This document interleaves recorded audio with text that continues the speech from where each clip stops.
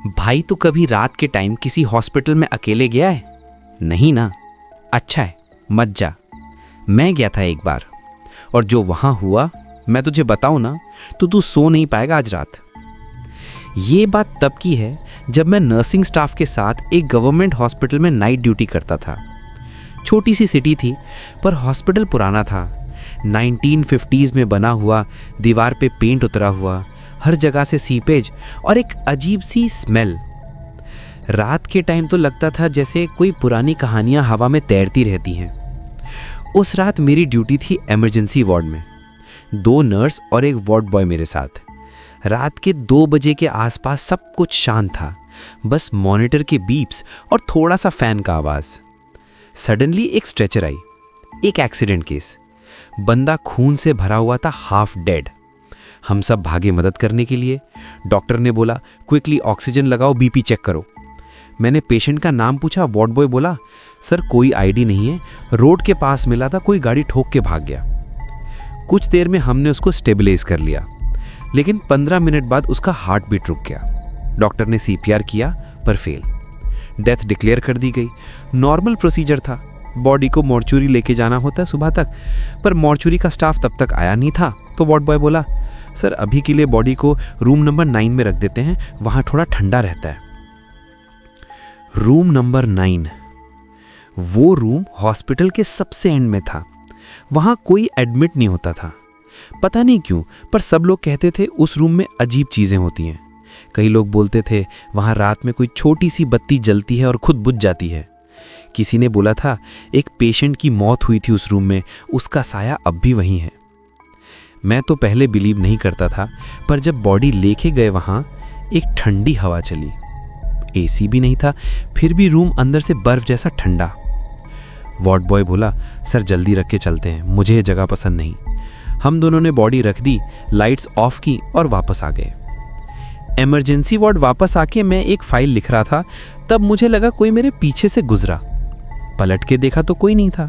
सोचा शायद नर्स गई होगी, लेकिन जब मैं कॉरिडोर में गया सारे वार्ड खाली, सिर्फ एक बल्ब ब्लिंक कर रहा था। थोड़ी देर बाद एक नर्स दौड़ी हुई आई। सर रूम नंबर 9 का लाइट ऑन है। मैं बोला क्या? हमने तो ऑफ किया था ना। जी सर, अभी मैं पानी लेने गई थी, देखा तो लाइट ऑन थी और अंदर से आवाज आ रही थी।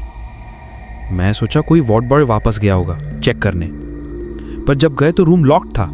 अंदर से लाइट ऑन थी लेकिन कोई नहीं। लॉक खोलने के लिए की लेके आए, अंदर घुसे तो लाइट बंद हो गई खुद से। बॉडी वहीं पड़ी थी, पर उसका शीट थोड़ा सा नीचे गिरा हुआ था, जैसे किसी ने खींच के देखा हो। मैंने शीट वापस सही किया और बोला कुछ नहीं है, हवा से हुआ होगा। पर नर्स ने बोला सर हवा से लॉक कैसे लग गया था? उसके बाद तो रात का माहौल बदल गया। 3 बजे के आसपास मॉनिटर के बीप्स अजीब तरीके से चालू बंद होने लगे। वार्ड बॉय बोला सर लगता है जनरेटर फ्लक्चुएट कर रहा है, पर जनरेटर बंद था।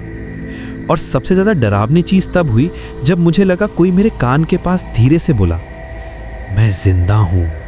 पलट के देखा तो पीछे कोई नहीं था। वार्ड बॉय ने बोला सर आपने कुछ बोला? मैं बोला नहीं। वो बोला फिर किसने कहा? तभी रूम नंबर 9 की तरफ से एक जोर का थड हुआ, जैसे कोई बेड गिरा हो।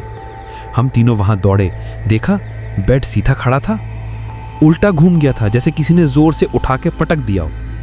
मैंने फ्लैशलाइट निकाली और रूम के कॉर्नर में एक फिगर दिखा।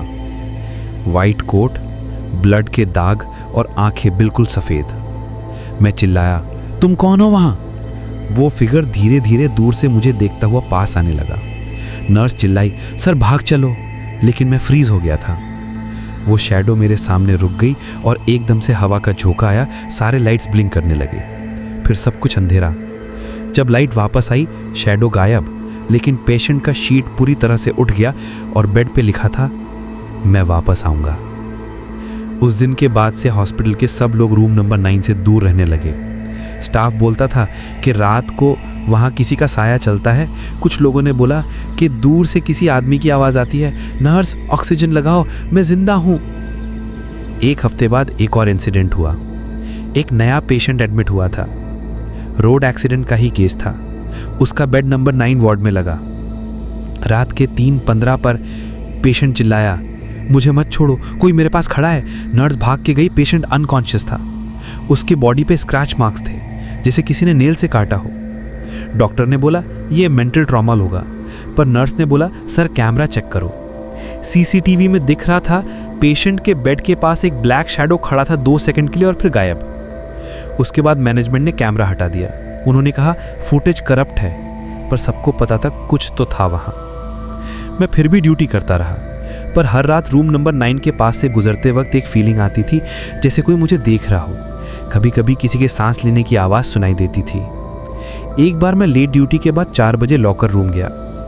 अंदर जाते ही मुझे लगा कोई मेरे पीछे खड़ा है। मिरर के थ्रू देखा तो एक आदमी खड़ा था, ब्लड से भरा हुआ, और सीधा मुझे देख रहा था। मैं पलटा, कोई नहीं। फिर मिरर देखा, आदमी अब मेरे बिल्कुल पीछे खड़ा है। मैं चिल्लाया और डोर खोल के भाग गया। सुबह तक हॉस्पिटल के बाहर नहीं गया मैं। उसके बाद डिसाइड किया बस यहाँ और ड्यूटी नहीं करनी। मुझे ट्रांसफ़र मिल गया दूसरे हॉस्पिटल में। लेकिन कुछ चीज़ें ऐसी होती हैं जो साथ छूटती नहीं। एक दिन मैं दूसरे हॉस्पिटल के कॉरिडोर में था, एक नई नर्स मिली। उसने बोला सर आप रूम नंबर 9 वाले हॉस्पिटल से आए हो ना? मैं हैरान हो गया, तुम्हें कैसे पता? वो बोला मैंने भी वहाँ ट्रेनिंग की थी। उस रात मैं भी ड्यूटी पे थी जब वो एक्सीडेंट पेशेंट आया था। सर उस पेशेंट की बॉडी मॉर्चुरी से गायब हो गई थी सुबह। मैं शॉक में था। क्या? वो बोला हाँ सर, सुबह जब मॉर्चुरी स्टाफ बॉडी लेने गया तो रूम खाली था, ना शीट ना बॉडी, बस बेड पे ब्लड का नया दाग था। तब समझ आया वो आवाज़ मैं जिंदा हूँ शायद सच में थी। आज भी जब मैं किसी हॉस्पिटल के कॉरिडोर में चलता हूँ ना, तो फ्लोरेसेंट लाइट ब्लिंक करती है और मुझे लगता है कोई कह रहा हो ऑक्सीजन लगाओ, मैं वापस आ गया। और भाई सच बताऊं, उस दिन के बाद से मैं रात में कभी हॉस्पिटल के अंदर अकेले नहीं जाता, क्योंकि कुछ पेशेंट्स डिस्चार्ज नहीं होते, कभी नहीं। और बस भाई, उस दिन के बाद से मेरी ज़िंदगी बदल गई। मैंने हॉस्पिटल छोड़ दिया, पर रात के समय जब भी कहीं से एम्बुलेंस का हॉर्न सुनता हूँ ना, तो दिल एक बार के लिए रुक जाता है। आंखों के सामने वही कॉरिडोर, वही रूम नंबर 9 आ जाता है। कभी कभी सपने में भी वही आवाज़ गूंजती है, मैं जिंदा हूँ। मैं उठ के बैठ जाता हूँ पसीने पसीने और खिड़की के बाहर देखता हूँ। दूर कहीं से एक वाइट कोट हवा में झूलता हुआ लगता है, जैसे कोई देख रहा हो। शायद मेरा दिमाग खराब हो गया है, या शायद सच में कुछ था। जो भी था, मैं एक बात समझ गया, हॉस्पिटल सिर्फ लोगों के इलाज के लिए नहीं होते, कभी कभी वहां मौत भी ड्यूटी करती है। अब जब भी किसी से मिलता हूं जो मेडिकल लाइन में है, मैं बस इतना कहता हूं, रात के 3 बजे रूम नंबर 9 के पास मत जाना, और अगर कभी लाइट ब्लिंक करे या कोई हल्का सा साया दिखे तो सीधा पलट के चला जाना, क्योंकि कुछ पेशेंट्स डिस्चार्ज नहीं होते, कभी नहीं। इतनी ही थी आज की कहानी। अगर आपको ये कहानी पसंद आई तो लाइक करो, कमेंट करो कि किस पार्ट ने तुम्हें सबसे ज़्यादा डरा दिया, और सब्सक्राइब कर लो बीस्ट AI को, क्योंकि यहाँ हर रात हर कहानी में हॉरर जिंदा होता है। मैं हूँ तुम्हारा दोस्त, तुम्हारा नरेटर। मिलते हैं नेक्स्ट कहानी में। तब तक संभल के रहो, और याद रखना, हर खामोश कॉरिडोर में कोई ना कोई अभी भी सांस ले रहा है।